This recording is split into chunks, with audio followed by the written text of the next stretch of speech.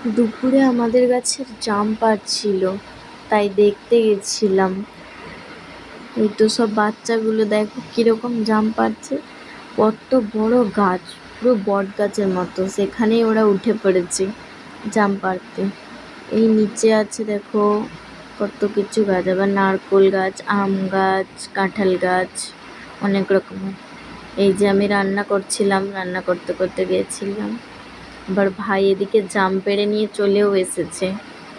চলো জামগুলো সব ঢেলে ফেলি, দেখি কত জাম এনেছে। জামগুলো ঢেলে ফেলতেই ওদের খাওয়ার হুড়োহুড়ি, দেখো কিরকম করছে সব জাম খাওয়ার জন্য। আমার ছেলেও শুধু বাদ যায় না, সেও এসে যোগদান করবে। ঘুম থেকে উঠে পড়েছে, রান্না করতে করতে এই যে খেতে চলে এসেছে জাম। মুখে পুড়েও নিয়েছে একটা জাম। কাকা ভাইপো মিলে জাম খেয়ে যাবে। আমি আবার বললাম একটু নুন দিয়ে দিই, বরং নুন দিলে একটু টেস্ট হবে।